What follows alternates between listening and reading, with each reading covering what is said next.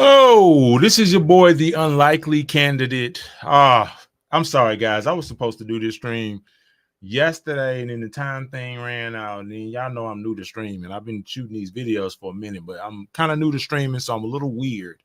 Bear with me on this journey. I promise I'm gonna get better. It's gonna get bigger and all that. Let me just get my feet, stable. My feet a little wet right now, so I might slip and fall on you. Okay, but y'all gotta work with your boy. All right.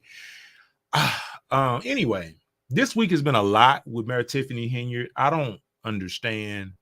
I just don't understand. Like, what is she doing? She's starting to make me wonder if she want to go to jail. If she really want to get her ass locked up. I don't know. And, it's bittersweet because I'm a firm believer in justice, but then I don't want to see no black woman go to jail. I don't want to see anybody go to jail, first of all. It's just rough in there. But I definitely don't want to see any black women go to jail. I do think we need more black women leaders, the right leaders, not just anybody.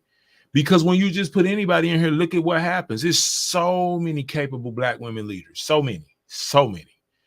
But when you have ones who come in and do what Mayor Henyard is doing, it's kind of like, dang, that makes all the other women look crazy. So anyway, the board. So let's recap. Let's catch up. So there's been a lot of suspicion on what's been going on in the city of Dolton. They try to mix up the township of Thornton and the city of Dolton because Super Mayor Tiffany Henyard is the supervisor of the city of Dolton. No, the township. Wait a minute. The village of Dolton and then the township of Thornton. So that's why they call her Super Mayor Tiffany Henyard, because she's a supervisor of Thornton Township and she's the mayor of the village of Dolton. Okay. All right. Now, because of her allegations of corruption and all these shenanigans that she's been a part of, the board don't trust her. The board for the township of Thornton doesn't trust her, nor does the board for the village of Dolton trust her.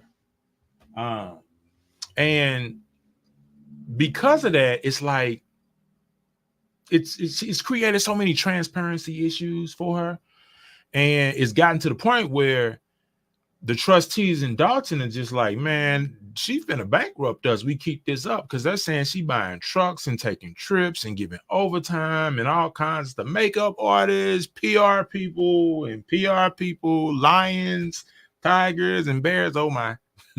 So they didn't trust it. So what they did was they hired their own investigator, their own attorney.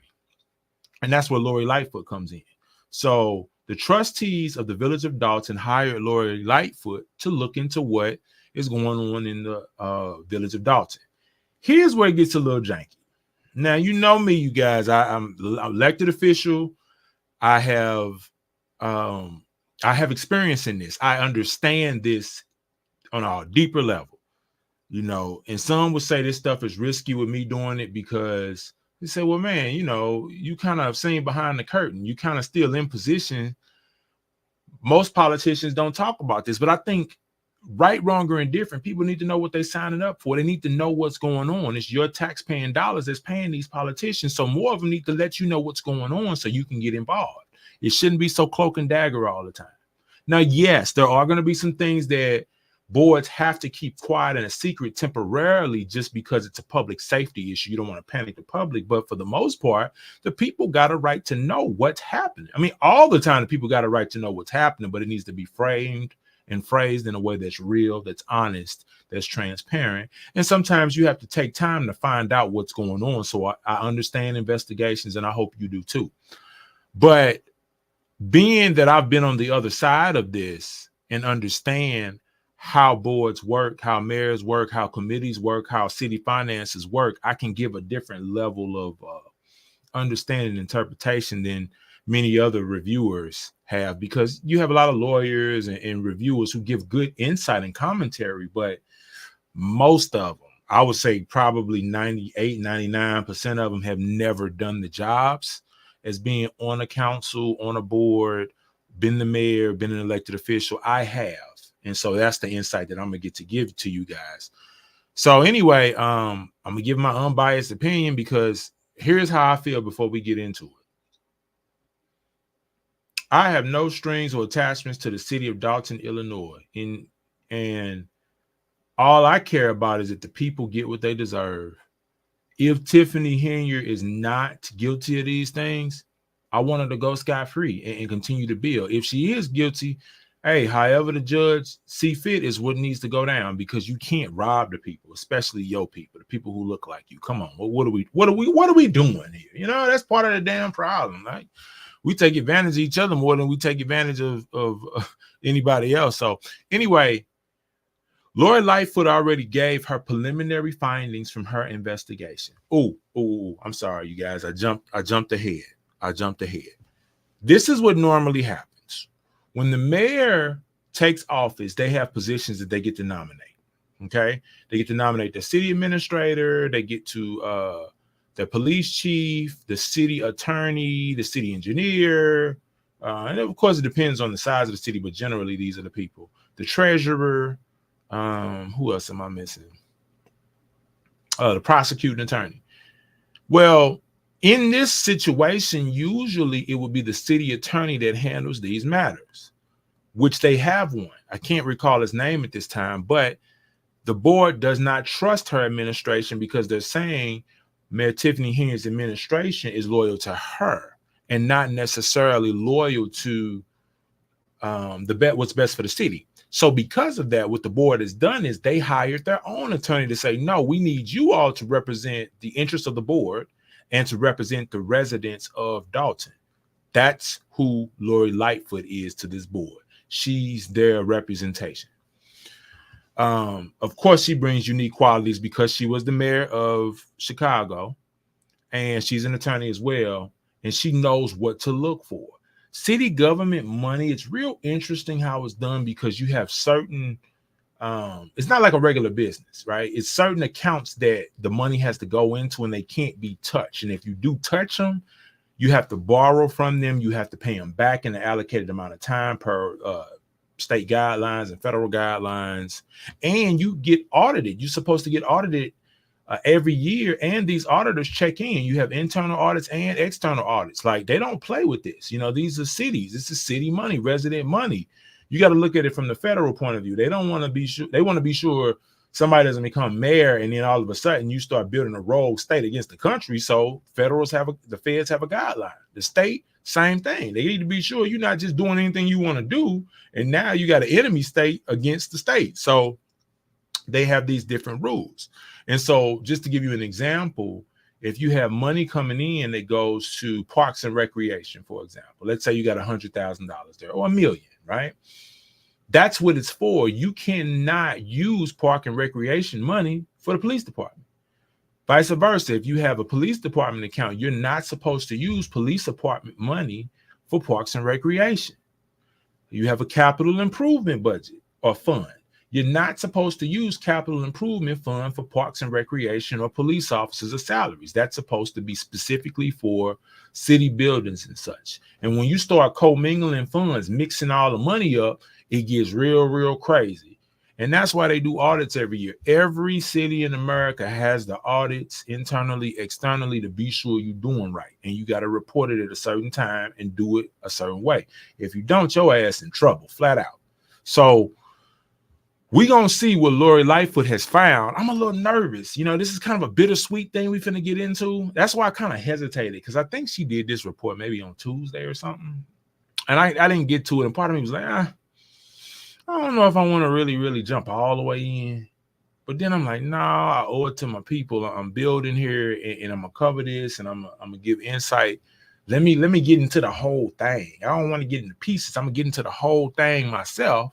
And y'all can revert to this if y'all don't, catch this. Y'all can look at the little cuts from it I'll do. But I just want to give my take and not just go off somebody else. So anyway, I'm talking a little too much. Let me get on into it. And we're going to see what Lori is in here talking about. All right. Hold your breath. Get some popcorn. Let's see.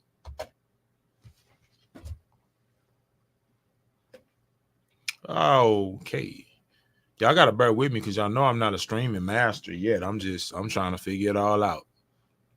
Like, people emphasize this is just volume is okay. So let me make her bigger. have more work to do, but as Trustee House said, we believe that it was very important to come before the members of the public so you would have some context for what the current state of your finance. And for those of you who don't know, which I'm sure y'all do, this is Lori Lightfoot talking to the people. All right. Okay. Are city government. As has been alluded to, I think there's going to have to be some tough decisions that are made, but you've got to make that with as complete a set of information as possible. And that's what this presentation is intended to do. Our work is ongoing, and we expect to finish with in expedited fashion. But as I said, we wanted to get to you as quickly as possible. A couple of points, just so we're all. I'm not an accountant, and I suspect many of you in the room are not. But we will be covering some accounting terms. I wanted to just make sure that everybody had the same basic level of understanding as we go through these slides. We're going to talk about how the Village of Dolton handles its accounting system. We'll talk about in length, in detail, about the preliminary assessment of the financial status. We're going to go over what we've seen as increasing expenditures since 2021, unfunded expenditures, the current cash status, credit card use. Then we'll do a summary, and then we'll entertain questions from the trustees. In other words, she finna get into all of it. She finna get into all of it, y'all. So let's see what's up.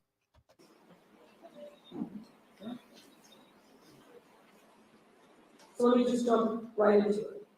Many of you know that the village, in the same manner as other municipalities in the state, accounts for its finances using what's called fund accounting. That means, that's just a fancy word of saying the expenses and revenues are divided up into specific buckets of dollars, and those funds are what we're going to be talking about. The village maintains three categories of funds. A general governmental fund, the proprietary fund, and a fiduciary fund. Under each category, I'm going to pass it to my colleague, Amanda, who will go into more detail about this. So within each category of funds, there are underlying funds that are used to account for resources that are for different purposes. The first category, governmental funds, includes the general fund, which is going to be the focus of our presentation this evening. And the general fund is what's used to account for the day-to-day operations of the village. Additionally, there are what are known as special revenue funds. These are specific funds for specific purposes. This includes the motor fuel tax and tip money. The final governmental fund is debt service funds, where the village's debt obligations are accounted for, which is primarily the public bond debt. The final two categories of funds, which we will not be covering today, are proprietary funds, which account for transactions that are more business in nature, operations that should be funded by customer payments. That's the water fund, the sewer fund, and the fitness center. And the final are fiduciary funds, which are held for non-governmental parties, and that is the village's pension trust fund.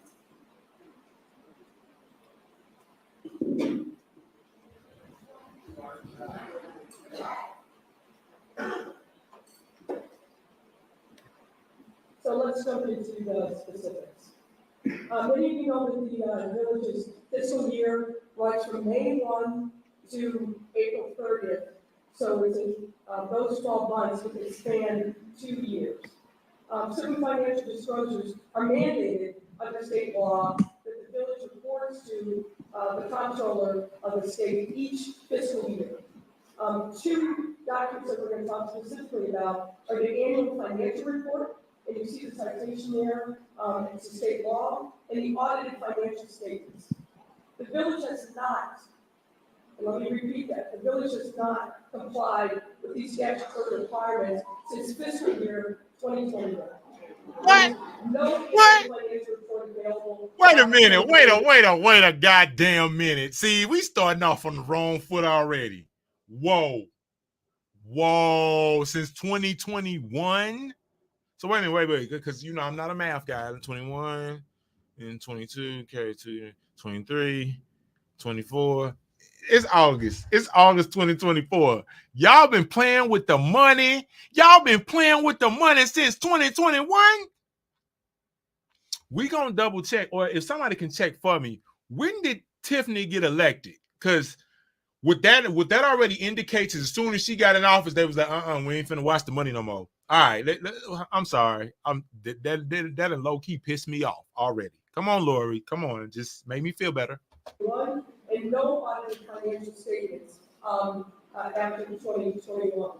So what that means is the information that we're providing you has not been thoroughly audited by a CPA, but we do have information coming from an entity that essentially serves as the finance department of the village. That's a problem. See, here's the thing.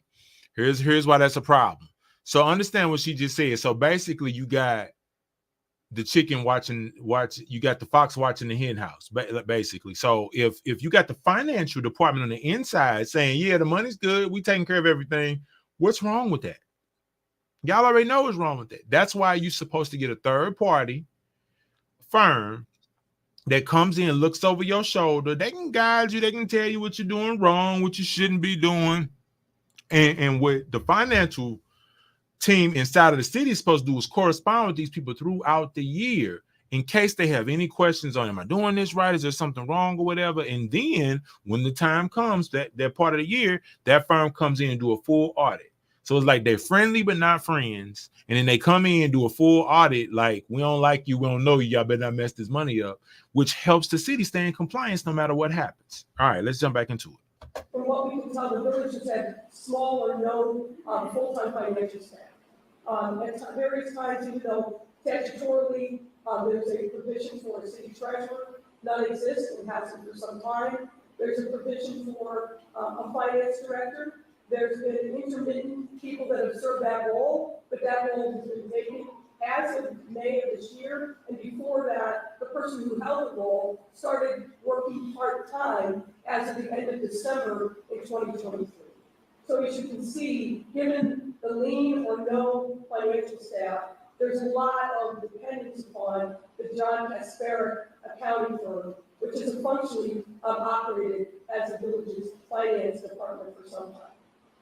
What we have examined are monthly financial reports from January of 2021 to May of 2024, produced by the Kasparic firm.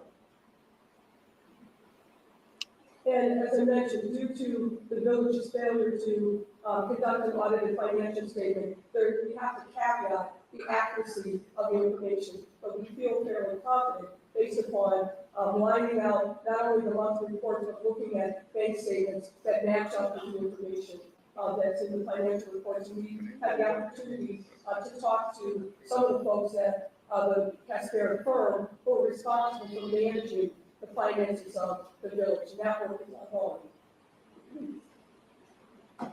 As of May 30th of this year, the village's general fund was in a net deficit position, meaning that there is insufficient funds in that general fund.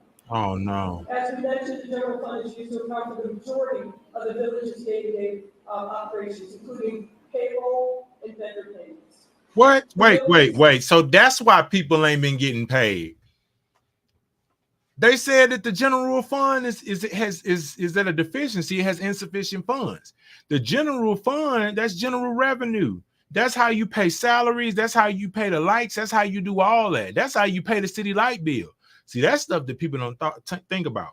Just like you pay a light bill in your house, the city has to pay a light bill too. It's on their statement. If you don't believe me, go to your city, your local municipality, and look at it and see.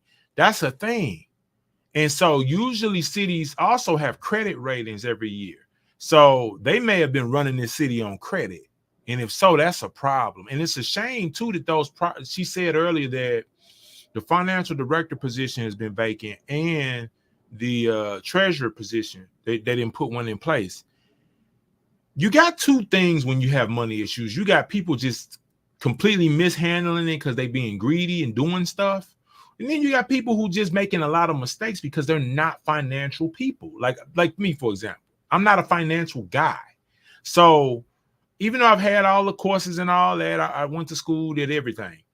That's not my thing. So if I'm gonna run a big company, I need to have a financial guy, let their job be day to day. Look at this money to be sure we don't make no mistakes. Be sure we don't use this credit card when we should have been using that credit card. We're not pulling from this account. We should have been pulling from that account.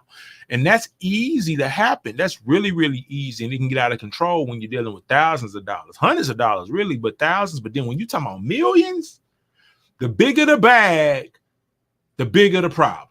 It's easy. It's real, real easy. People talk about they want all this money, but when you get a lot of money, it's easier to mess up. All right, let's continue.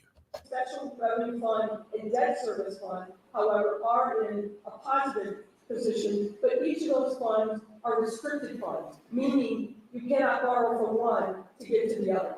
And that is what's causing in part the financial crisis. What next you can see is a graphic that depicts where we started as of April, where the village started as of April of 22, with positive of $5.6 million in the general fund, and where we are as of May of 2024, which is a negative $3.65 million. Woo! They're negative $3.65 million. Oh, Tiffany. Oh, you in. Oh, y'all didn't. Oh, why did you do? How did you? What is everybody?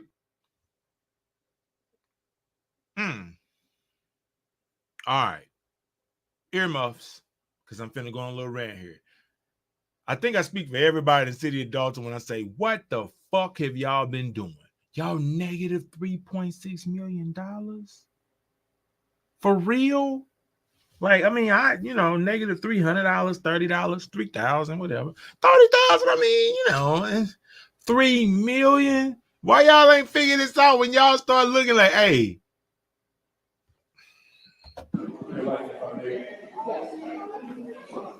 That's crazy.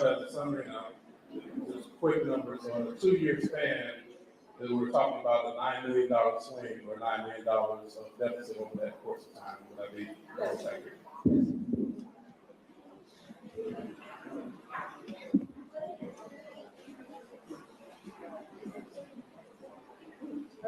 Turning now to the increasing expenditures of the village. Over the last 3 fiscal years, the average monthly expenditures of the village have increased by nearly 30%. As you can see in the graphic, in fiscal year 2022, on average, the village spent about $1.9 million a month. But in the last fiscal year, that amount declined to $2.5 million. Wow. Wow.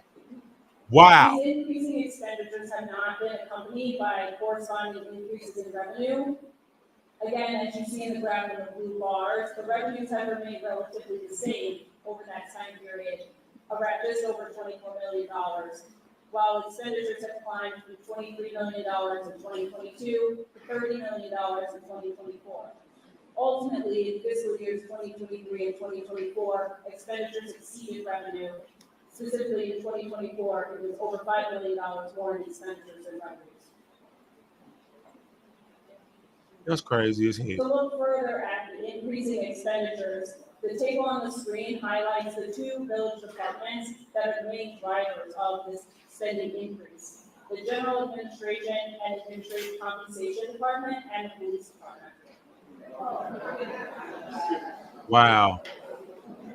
I mean, what? So basically, so the extra expenditures that went to the police department and went to the administration. So basically, salaries, more money has been going in more people's pockets. That's what I gather from that. Now, let's be clear. In every city, the biggest liability and biggest asset is the police department. It's exactly what you think, right? It's the biggest asset because you want the police department to help keep people safe. It's exactly what you think. But it's a big liability because anytime you're trying to manage people with guns, you already know how that can go. And then you got all kind of lawsuits, civil rights violations, or civil rights claims, and so forth. And so I think this is the biggest misconception about cities. And I'm going to go deeper into this because a lot of people don't look at it like this. When you see cities doing stuff and they say cities are covering up or they're corrupt, or you see when something happens with police departments and stuff, how people, it'll take a minute for the city to respond. They'll put people on administrative leave to do investigations. You got to understand what the city council and the mayor's job is. Yes, they want justice. Yes, they don't want anybody hurt. Of course they don't. I mean, these are people who vote for you, but their job is to protect you guys. We protect your money. So if an allegation is put up to be come out to be fraudulent, the city don't want to be quick to pay money out, because if somebody says this officer violated my civil rights or did this to me or whatever it is, and the city's just so quick to jump out there and do something to take a charge or a lawsuit for it, that's money they're going to lose. They want to just take time to see what's going on, because let's say it's a claim for a police officer, a fraudulent claim where somebody says a police officer was harassing them or brutality or something. And then the city pays out $1 million without fighting it or investigating it properly. That's $1 million that your roads are not going to get fixed. That's also police layoffs. So now the city's unsafer. That's also money that could be allocated to your school board, your EMS, the hospital, whatever it is in that area. Those resources, you lose out on them. So it's a balancing act. How do you maintain people's civil rights, take care of your residents, but then at the same time, be sure you're being responsible with the people's money? That's why the police department gets real tricky, because what are they doing all day? They looking for the drama. Police officers are looking for the smoke, and you got to ensure that, and the city money got to be allocated to it. They crashing cars. Some of them are beating people's ass. I mean, that's the thing. Like, some of them are doing that. Some of them are not. Some of them are getting beat up on. We recently just had a thing here where officers put in the hospital. I'm going to talk about that later, where, protesters beat them up. It's a lot. So a lot of money goes to police officers, but you got to be sure the money's being handled correctly. And what she just said is most of the money just went to the police department and the administration, because salaries is my guess. All right, let's get back into it. Turning first to the general administration department. Turning first to the general administration line, the increase in expenditures here has grown about approximately 47%. This was around $6.4 million in fiscal year 2022, and it was $9.4 million in fiscal year 2024.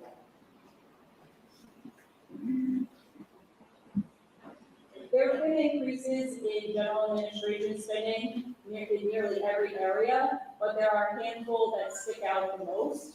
What's sticking as out? you can see on the first line, the largest driver of this increase is a more than double change in liability insurance cost. It's gone from $1.2 million in fiscal year 2022 to $3.2 million in fiscal year 2024. Other areas where we see large increases are miscellaneous expenditures, settlements, legal fees, and telephone. Let me just add. Now, that's the thing, too. Let's be clear on that. So she said they saw a big increase in liability insurance and settlements. See, that's where it gets tricky in different administrations, too, because what you don't know is it may have been a case that started in a previous administration. We know sometimes lawsuits take 3 years, 4 years, 5 years, sometimes even 10 years to settle. So those could have been liability suits or claims or settlements that started prior to Mayor Henyard's administration taking over, and now they're just having to pay it out during her administration. That ain't her fault, but it looked like it is. Regarding the legal fees, these are everything that we're representing to Unite are things that have been booked in one of the general ledgers or otherwise. We know that the legal fees that have been booked so far are underestimated because there are a number of legal fees that have yet to be paid, and obviously with the litigation that's been filed, particularly by vendors who have not been paid, those legal fees will definitely, this is a very conservative estimate of what those fees actually are. Mm. In other words, when it's all said and done, the city finna get sued like hell from all them people that ain't got paid.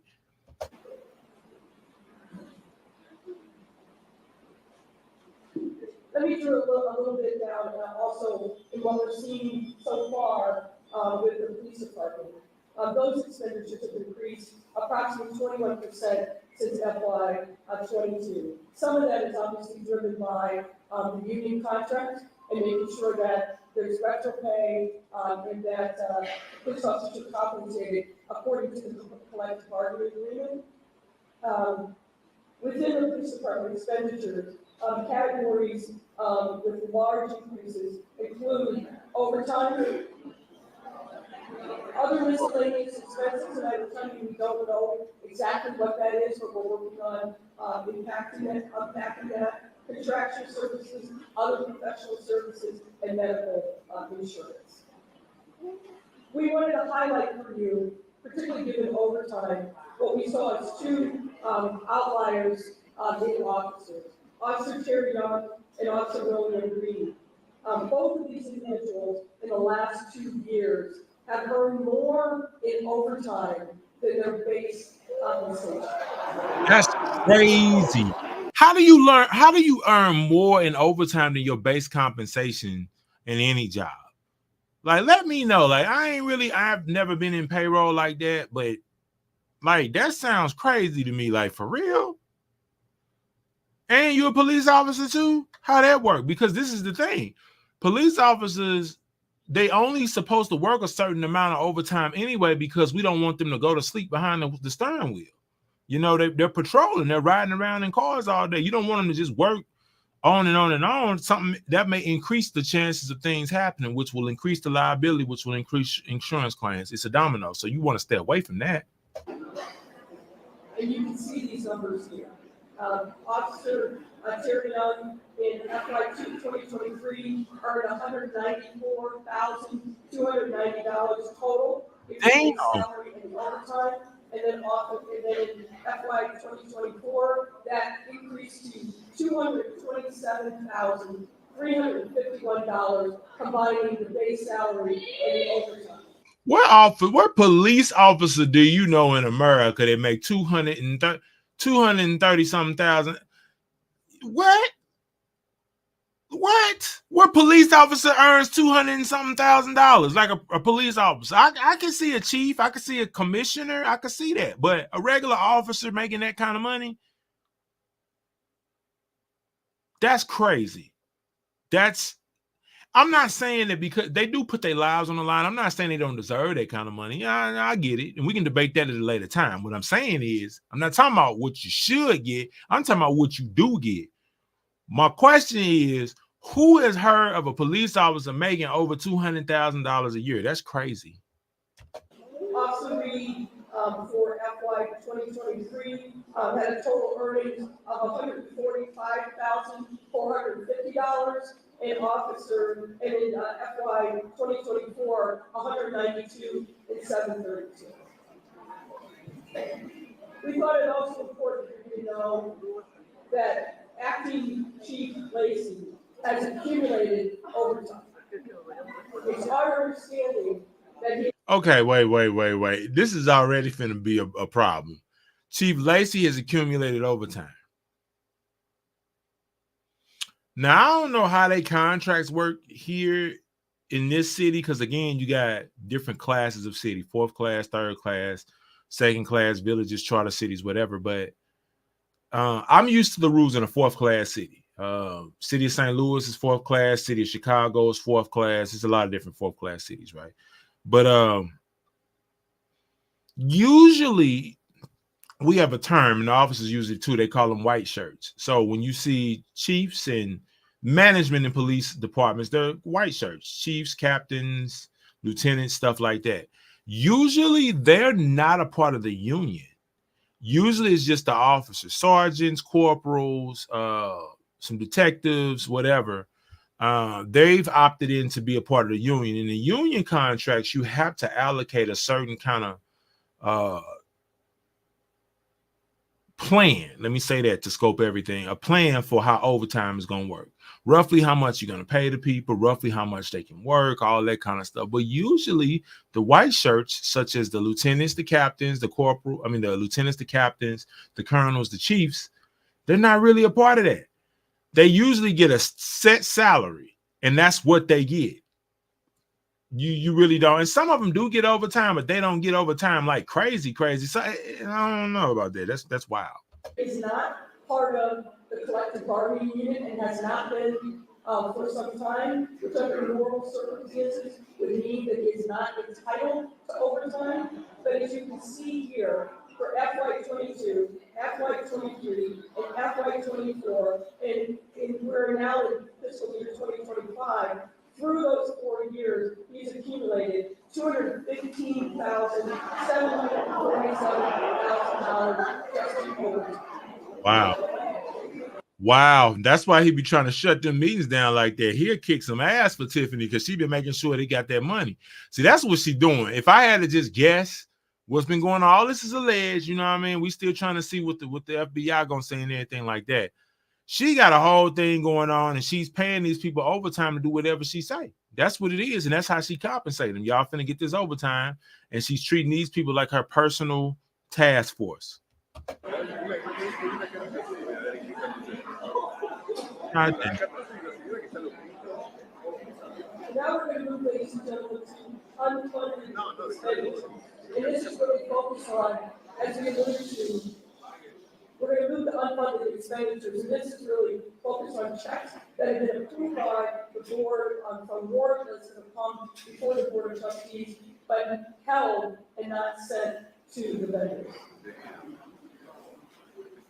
Based on the records that we have reviewed since March of 2023, the village has been unable to pay all of its monthly expenditures with available cash balance. Since that time, nearly every month, a portion of the checks approved and printed have been held by the village due to unavailability of funds.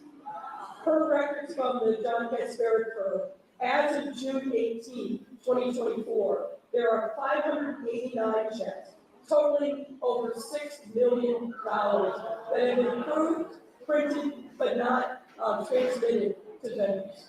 And that is a big driver of the deficit in the general fund.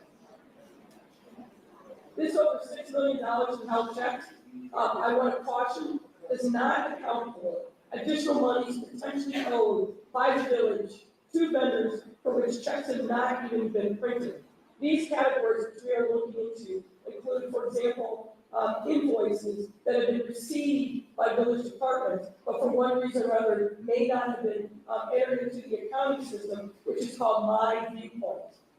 These invoices could have been entered into the accounting system, but not been approved by department heads or by the village administrator. And this could also include invoices that have not been approved by payment for the Board of Trustees. You're aware that from time to time, the warrant lists are presented. The trustees say, pay this, not pay that. Well, those checks that are on the warrant list roll over from time to time. And it probably makes sense just to explain really briefly. There is not a centralized repository for vendors to put their checks in electronically, their invoices, I should say, so that it's automatically in the system. It has to be either hand delivered or sent via email. It goes to the appropriate department head. Then it's up to that department head to approve and enter those invoices into the MyPoint system.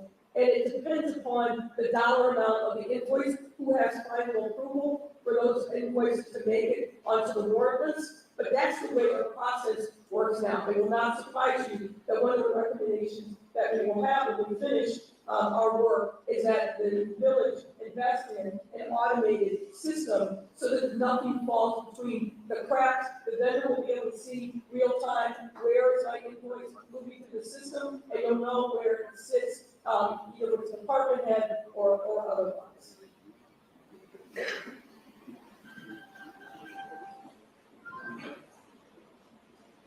All right, we'll turn now to discuss the cash status of the village. So the village has 22 different bank accounts. A majority of those bank accounts are are designated for the special revenue funds or bond escrow funds. So the money in those bank accounts is restricted and shouldn't be used for day-to-day operations. I'll also note that these 22 accounts don't include the pension assets. The pension assets are held in separate trust accounts. Most of the village's expenditures each month are paid from one main operating bank account. As of June 30th, 2024, that bank account had a balance of $715,000.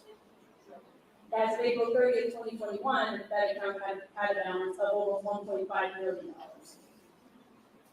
So a decrease of over $750,000. In addition to the main operating account, historically, the village has held its excess cash in an account known as Illinois funds. Illinois funds are interest-bearing accounts that are managed by the Illinois Treasurer's Office that allow municipalities to earn interest on their excess cash balance. The balance in the Illinois funds account as of June 30th was only $3,900. Oh. As of April 30th, 2021, that balance was over $2 million. So the balance of excess cash. Whoa, wait a minute. They had this account. This account, it's almost like a savings account for the city, had over $2 million and now it only got $3,900 in it. Damn, what y'all do with this money? Where's the money? Where's the money? Where's the motherfucking money? It's the money. Tiffany, where's the money? Where's the motherfucking money? Cash is dropped by $2 million in that time. Jesus Christ. Jeez Louise. Oh, God. The monthly financial report. Oh, wait a minute. Hold on. That done got me parched. I got to have a little bit of water on that one because oh, man. Where's the money? Include a summary of the unrestricted cash balances of the village each month. Within these summaries, the balance reflected already accounts for those held checks that Mayor Lightfoot was just discussing, checks that have been issued but haven't cleared because they haven't been sent yet to vendors. What you can see on the chart is that the unrestricted cash balance of the general fund has dropped from almost $5 million as of April 2022, and it is now accounting for all of the checks that have yet to be sent, is now in a deficit position of over $5.5 million as of May of 2024. Ooh, all these deficits,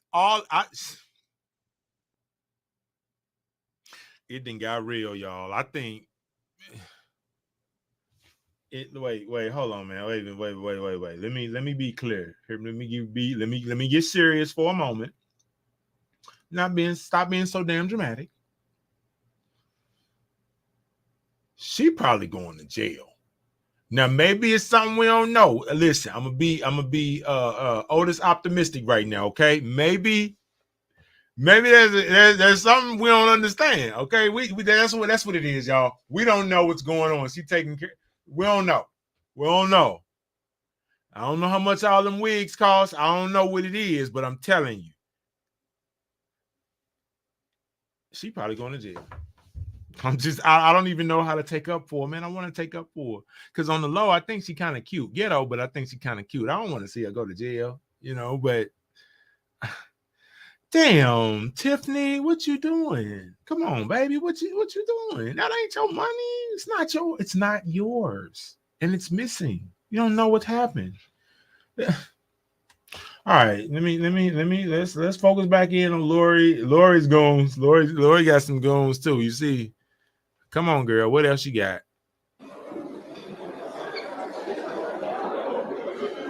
Drink water. Drink water, baby. Come on now. You're nervous. You got a bunch of black folk up in there. Hey, you see her? She done got nervous. She in a room full of black folks or whatever, talking about money that's missing, millions of dollars. She should have brought. You ain't bring no chicken with you. Now she thinking. Look at the look on her face. I should have brought chicken. Should have brought chicken because they starting to get mad. That might be the. This might be the thumbnail. I'm gonna take this and have her face, and then I'm gonna put it. This is the moment she thought she should have brought chicken.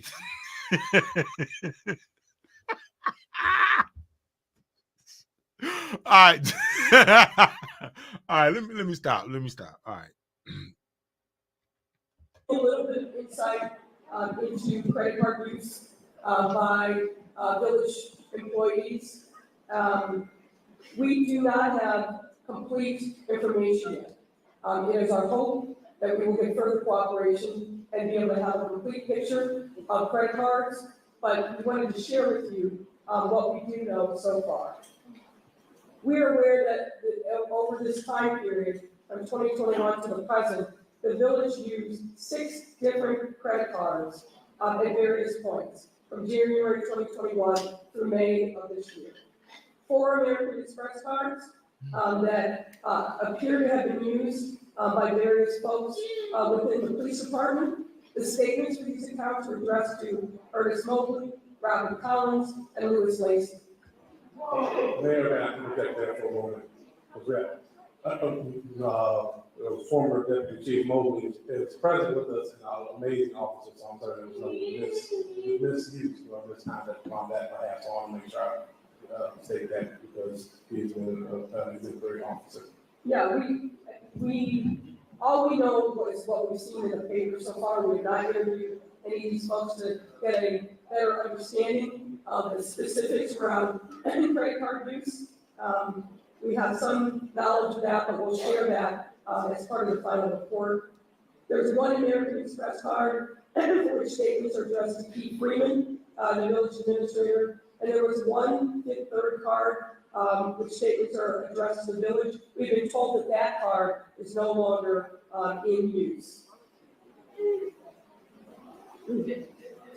We understand from the records we received from the Casper company and interviews that we conducted that receipts for credit card purchases are rarely provided. Further, we understand that the credit card balance, because it comes due, of course, every month, we all know that, is paid as a matter of course. And it is reflected in the accounting records as miscellaneous police department expenditures. We're looking into what is the reason and rationale for that. But what this means is... What that means is Roof Chris. That's what that is. They at Roof Chris. Okay, those miscellaneous police expenses, they gave him the cards. Y'all go do what y'all want to do. Go get you something to eat. You know, they buying Jordans. Okay. All, you know, suits, chicken, hotel rooms, vacations, anything that you can think of. They got credit cards and they just a swiping. Just a swiping. I don't know. That these credit card bills that are paid do not appear on warrant lists and are therefore not presented to the board for approval. Again, that will be a recommendation that we make, and the board is obviously aware of this issue, which is in part why it took the action that they took the other day to rein in the credit card spending. We also understand from the Casper company that the only time a credit card charge would be reflected on a warrant list is if a receipt is provided, and as I've said, our information is that the receipts are rarely provided. We want to highlight a couple of credit card purchases.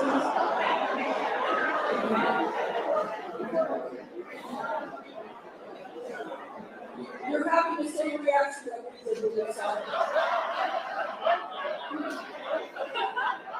Oh, they finna get into some of the credit card purchases. Hey, if Roof Chris pop up on this, I might drive up to Dolton. I might pull up. I don't know. Let's let's see.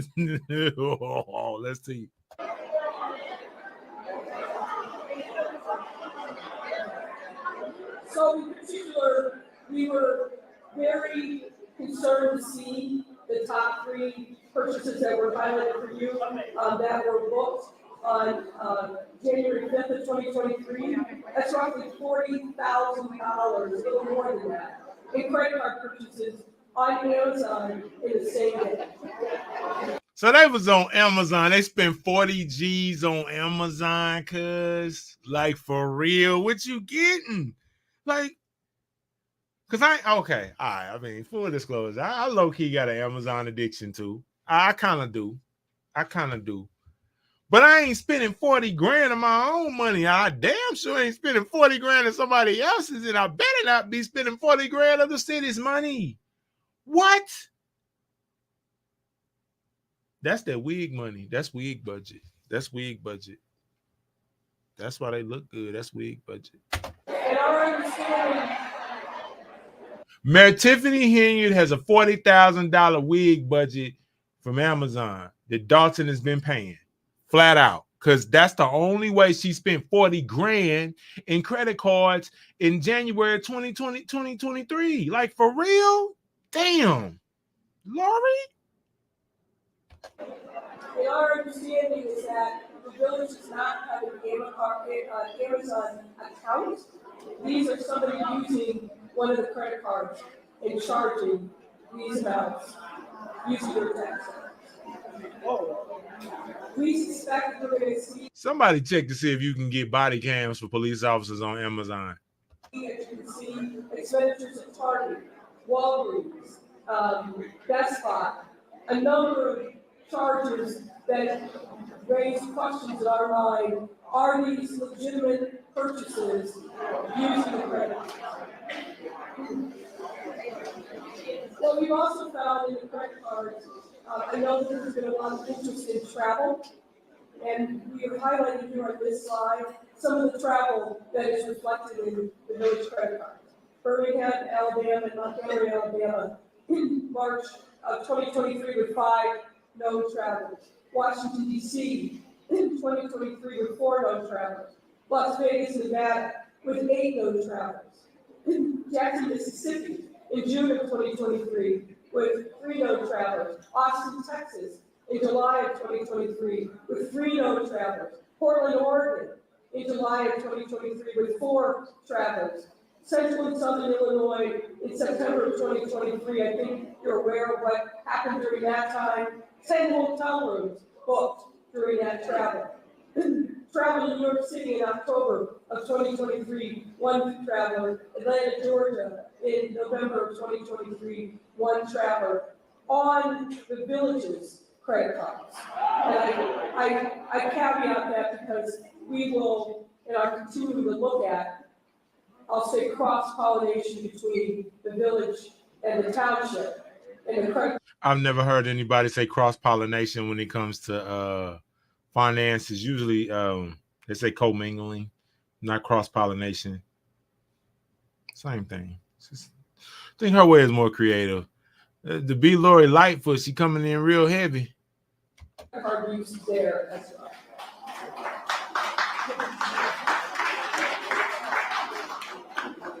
So let me summarize for you kind of what we presented, what we found so far regarding the finances. The general fund is used to pay the vast majority of the village's expenses, as you heard. As of May 31st of this year, the fund had a negative balance of $3.65 million. The village's general fund expenditures have exceeded revenues the past 2 fiscal years, ending April 30th, 2023 and April 30th, 2024.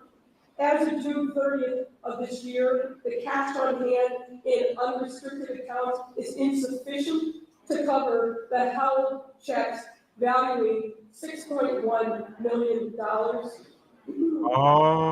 We are in the current.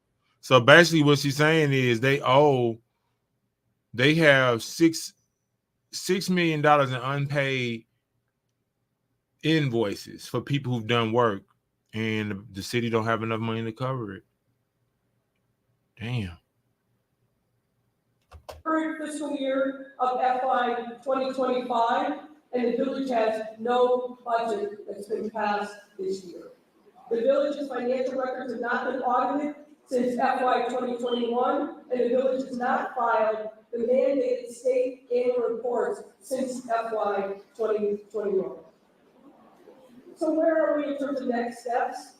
Regarding the financial information, there's a lot more work that we need to do, as I've indicated. We just recently got a lot of information in the door that is reflected for the most part in this presentation, but there are other things that we have asked for, and we're hoping that we're going to get further cooperation from the Casperric accounting firm. Additional details regarding credit card spending, and any receipts that might exist. Detailed accounting records and reconciliations, check register, which is important. Detailed accounting of inter-fund transfers and balances. What we're seeing, and we need to really look at the detail here, is that there is a transfer from one fund, in some instances there's restricted funds, into another fund, and vice versa. Additional detail, we're looking at what are the financial policies and practices in place, and whether or not those need to be changed, updated, or beefed up in any way. We are continuing to look at what happened in Las Vegas. There are two trips, one in May of 2022 and a second in May of 2023. And as I alluded to earlier, the relationship and the intermingling of funds and personnel with Thornton Township is something we're very focused on as well. Now, keep in mind what set all this stuff aflame is one of those Vegas trips. I don't know which one it was.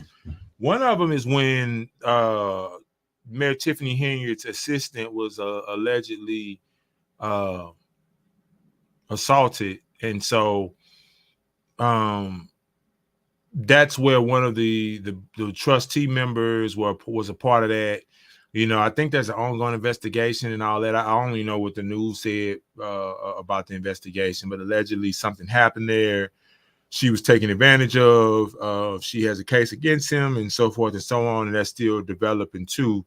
And so from my understanding that when people were investigating that, then they were like, well, what was y'all doing in Vegas in the first place? And then it was like, well, who paid for it? And then, well, what else have y'all paid for? And then everything just kind of started to snowball. That's my understanding of how this whole Tiffany Henyard saga started. We defer to trustees.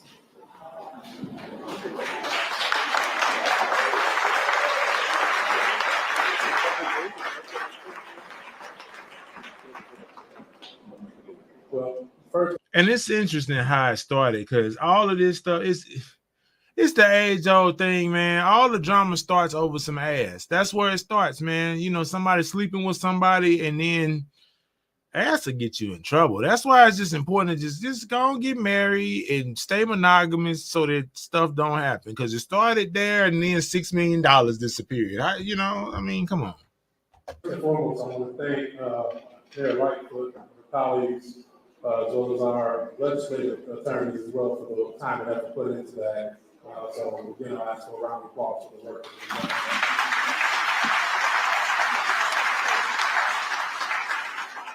I'm going to refer to any of the board members if there's questions of the report that has been presented. Okay, I'm going to turn over to Trustee Norwood. Oh, come on, Norwood. What you got to say? What you got? There was a lot to digest. I just want for the residents that, because I know sometimes there are a lot of residents that still don't understand. For the trustees, our job is to oversee the finances. For the last 3 years, I know it looks as though there's been a lot of fighting, but we've been fighting for transparency so that things like this won't happen. We were locked out of my viewpoint maybe about a year or two ago. Once we did start sharing the receipts and information with the residents, they stopped that, right? Police overtime. In the very beginning, we say, hey, I wasn't even totally opposed to police detail of some sort, but what I said was, for how long and how many? Right, that's important. And it was important because now they never gave us this information, and now we see that we're spending millions of dollars in overtime, and the only one really protecting the dollars is her, and it's not fair. Vendors, you all have heard me say for the last 2 years, bring RFPs in front of the board, bring RFPs in front of the board. It's extremely important that we have a process put in place so that as trustees, we can make the right decisions regarding vendors. We want these services to be provided to the residents. I want you all to know that we never get you all receiving services, but we don't want to pay more. We don't want people receiving kickbacks and charging us way more for the services that the residents deserve. Hopefully, moving forward, we can get the mayor to work with us and provide some of this information. That's the hope. But in the meantime, we'll continue to show up. We're going to continue to work with the residents. We're going to continue to. What you mean get the mayor to work with you? The mayor don't give a damn. Ain't you watch this? And you know Norwood, because you be putting our feet to the fire, you know. And when you saw her feel awkward when she said it too, she was like, I'm gonna say this bullshit, but I know they ain't gonna like it. I ain't gonna say it, let me try it. That's exactly how she said it.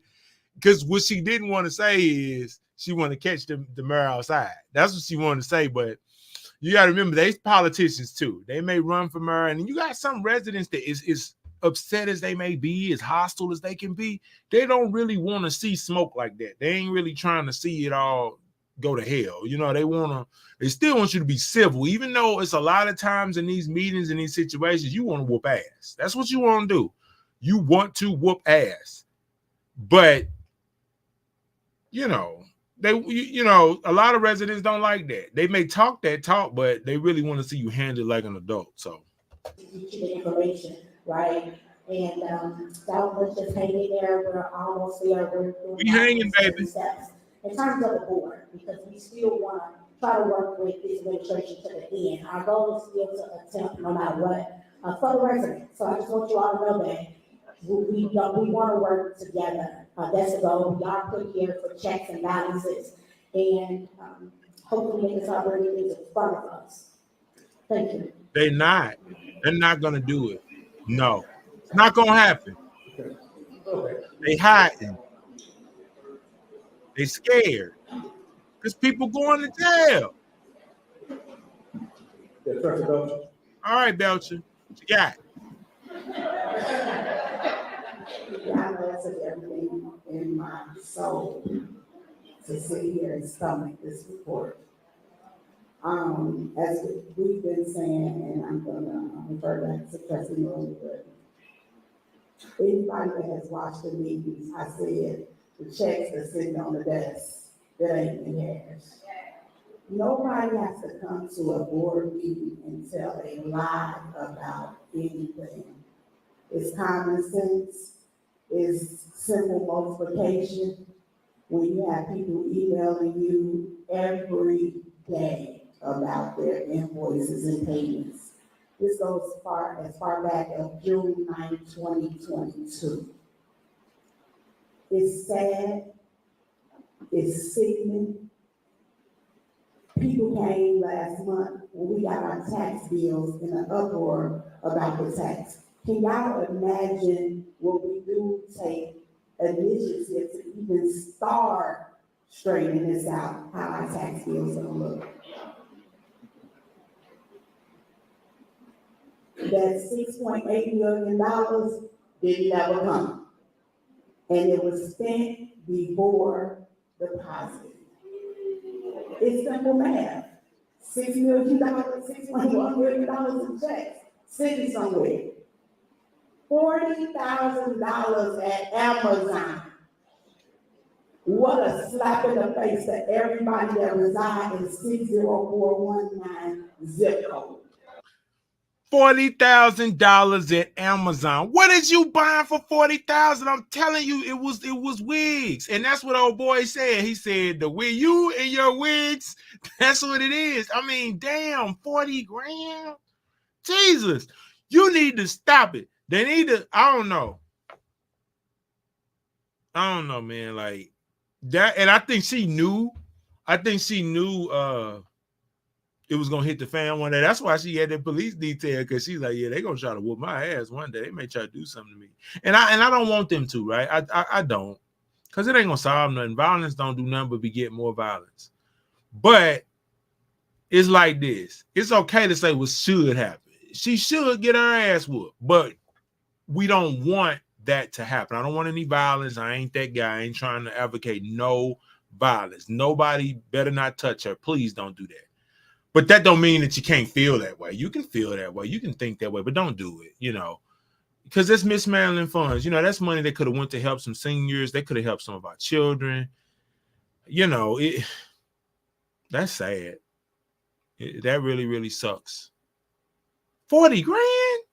I'm still tripping out that. 4 grand would have been hella, but 40, unless they was buying rims for all them Tahoes that she bought,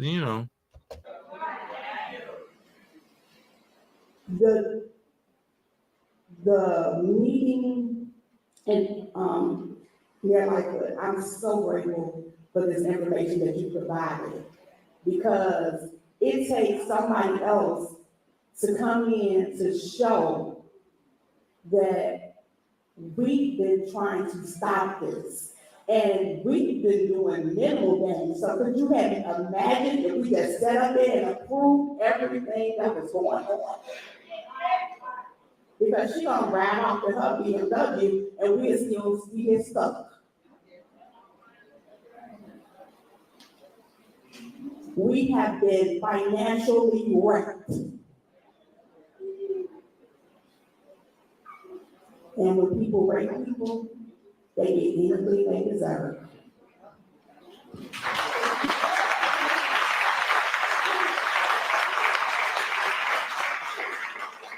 I'm just going to say what I've been saying for months and months and months. The bag been empty in 2022. The bag, there was never anything in the bag. And you still continue to say, they're lying, they're lying, they're lying.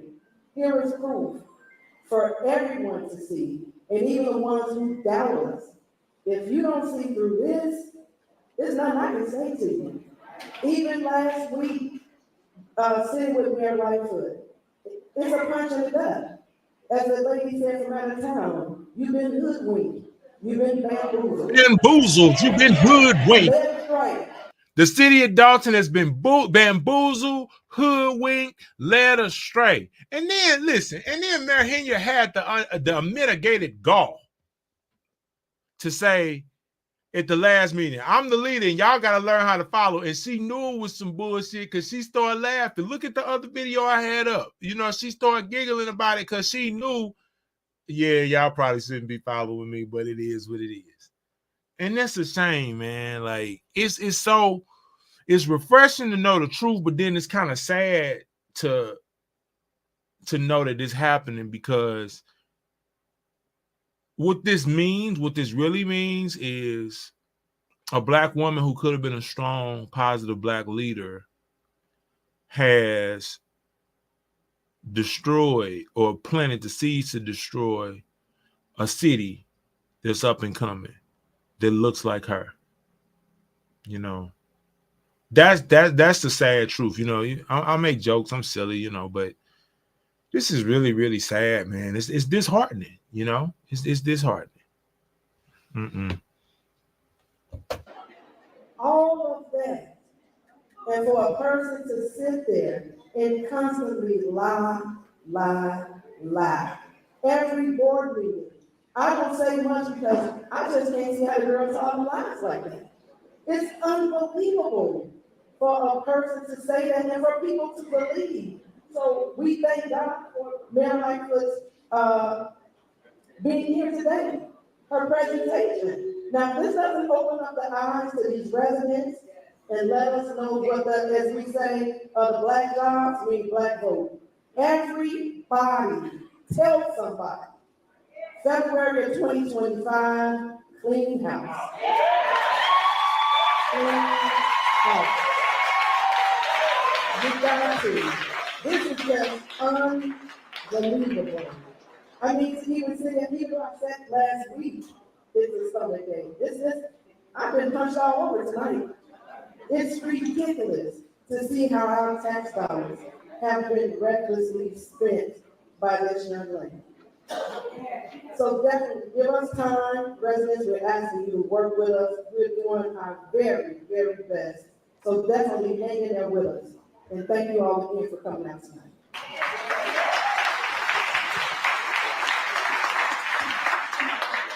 I'm gonna also ask Attorney Overton to comment on some of the work that he's been doing.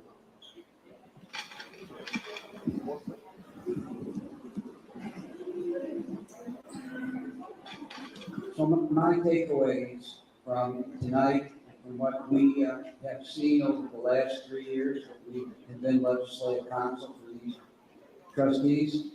Number one, the hiring of Mayor Lightfoot was not only smart, but incredibly necessary, as you see.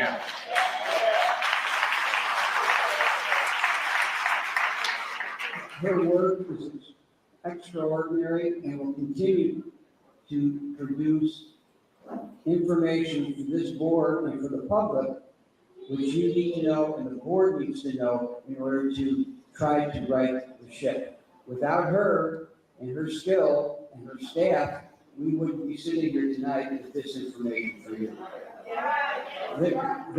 And so this guy here, he's like a constitutional attorney, and he's been representing election commissions and the state and stuff. I've seen him do certain commentary about these different things. It's interesting that he's here. But I mean, it's obvious that they needed Mayor Lightfoot to kind of come in and you know, they needed a Lightfoot to kick a ghetto ass. There's a lot of work to do.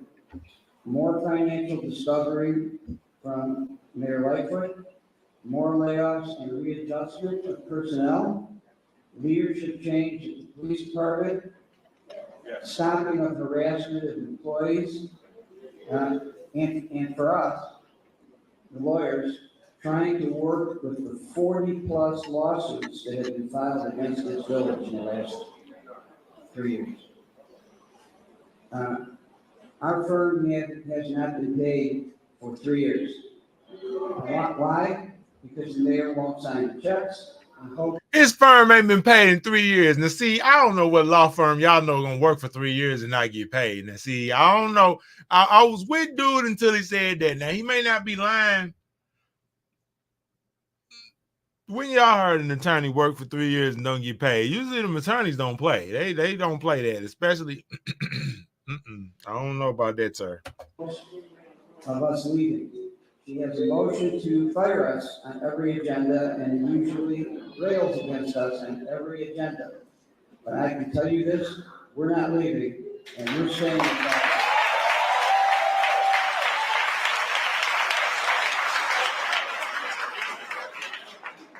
I just asked as a human being, not as a lawyer, not as a politician, that the people of the Village of Dolton stick with this board of trustees because they're heroic in and of themselves. Shout out to the trustees of Dolton, man. You know, y'all trying to do y'all thing. Y'all should have acted a bigger fool earlier, though. But I get it. It's a lot to it. It ain't as easy as it seems. I so get it. But dang, man, that's a lot of money. I'm the $6 million bothers me, but the $40,000 with Amazon is pissing me off because she should have sent me a sweater or something. Like, I mean, you know what I'm saying? You just burning the money. You're just burning it anyway. And then she hella greedy because the mayor make like $200,000 anyway. Like, she got more money in her account than the city do. And I don't say that because of an election coming, you'll get plenty of information on that. But I say that because we have hard months ahead. Knowing these finances, knowing what we just went through to get some insurance for the village, which was extraordinarily difficult and incredibly costly, we have a lot of work to do to right the ship, a lot. So I want to thank Mayor Lightfoot, who I've known for many years and admired. And I want to point something out what he said too about the insurance. So that's another thing about how city insurances work. So every city has to be insured. And as you can imagine, those policies are huge. The most common things that happen that hit city insurances is harassment suits, police issues, stuff like that, right? City liability issues. But it's harder to get insurance. The city's got to shop around just like regular people do. You just have certain entities who specialize in insurance cities. You know, you can go to Allstate and State Farm and all that kind of stuff nationwide, and some of those will give cities policies too at an astronomically high rate. But you do have ones who specialize in just cities. Like down here, you have Murmur and Moperm. Those are the two biggest ones. But the thing is, when you have cities that misbehave, you got to think about how the insurance company is going to look at it. They thinking, man, y'all got too much stuff going on, too much drama, debauchery, too much smoke going around, y'all, too much smoke in the city. We ain't finna insure y'all because y'all probably finna get sued anyway. Y'all probably owe people right now. So that makes it even harder, and that'll make the insurance people that you have call you in. It's common with cities where mayors and attorneys and all that have to go see the insurance company multiple times throughout the year to let them know everything's okay, because they're looking at their investments. These insurance companies know they're going to have to pay out. That's not the question. The question is how much.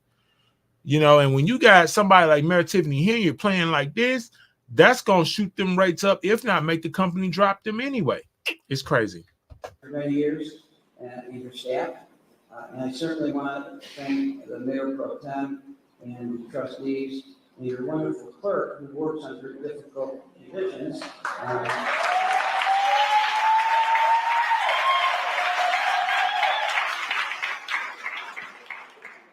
And who did get into the village hall today, even though the mayor changed the locks again for the third time to lock everybody out of the village hall, including the employees and the trustees that you didn't want in there.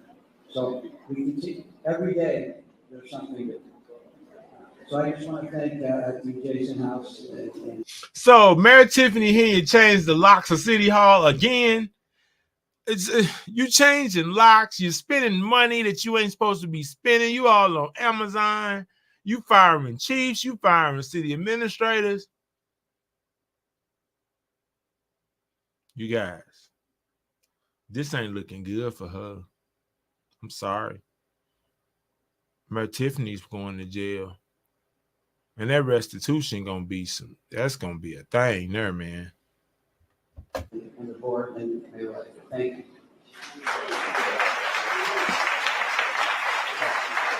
I want to highlight one comment made by Attorney Olson, Attorney McGrath. 3 years with no pay. 3 years without pay. Not many, if any, other attorney would take on that walk with the board, with the residents of this community.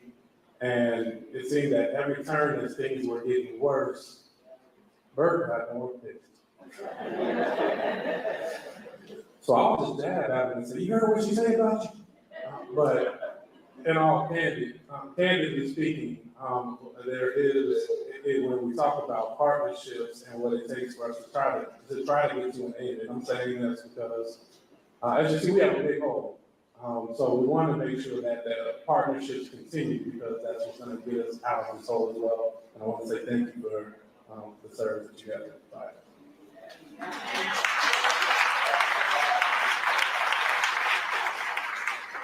I want to turn over to Mayor Lightfoot for kind of her final comments. As the board's asked questions, we're going to pause to give them a moment to exit. The board is here to answer questions, but also serious about this hourly rate that I want to make sure it's frivolous. Surprising. But we want to make sure all comments are heard and rightfully so. The board is here, and we'll make some comments on what our next steps and our plan is. We're here to hear from the residents after that, but I'd like to please. I just want to share a couple of final comments with you all. I know how I felt when I started seeing these numbers, so I can imagine how all of you were feeling after all this time being in the dark. And I just want to let you know, this isn't just a job, this isn't just a task. We feel this. And so we have worked very, very diligently, very hard in the difficult circumstances to get as much information as we could to share with you.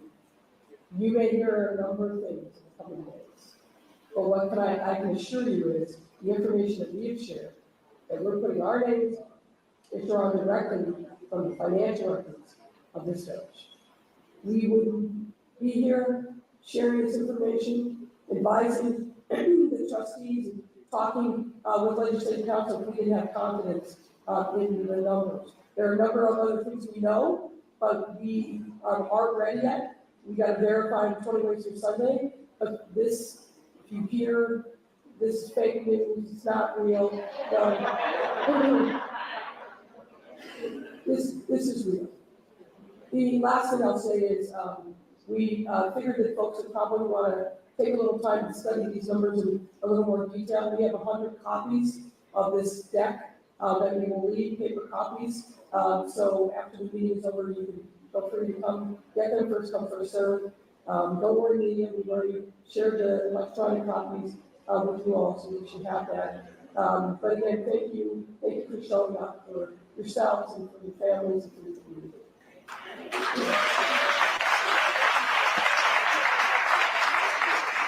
I'm going to pause briefly to give Mayor Lightfoot attorney a moment to exit and then make some final comments from the board in terms of next steps, and then we'll open for citizens. Thank you.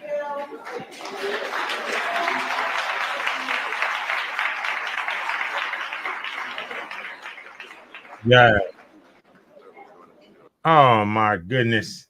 Oh man. That was a lot.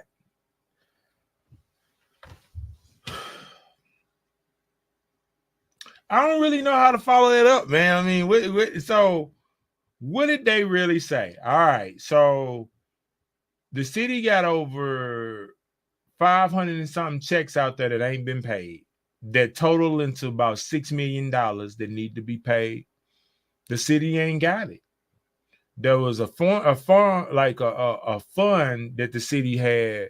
It was kind of like a savings account, for lack of better terms. They had about $2 million in it a year or two ago. Now I got $3,900 in there. They did an in-depth analysis on the credit card spending. The number one thing at the top of the list that pissed everybody off, and I'm still mad about, is somebody spent $40,000 at Amazon on a city credit card. Wow.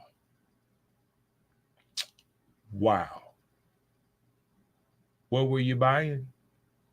Like I say, was that the wig reimbursement fund?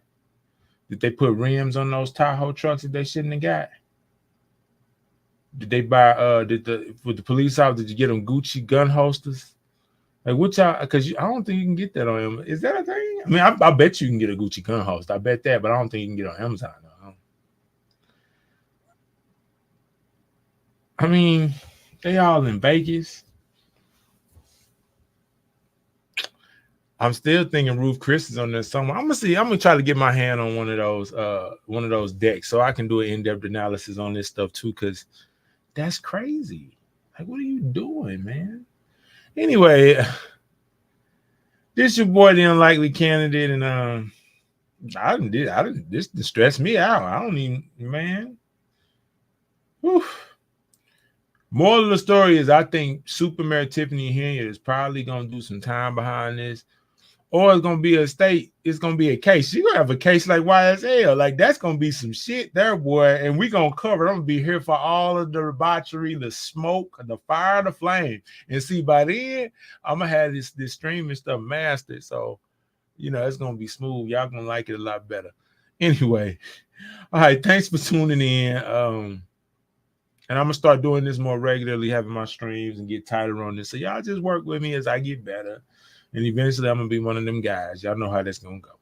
All right. So until the next time, stay unlikely and be unstoppable.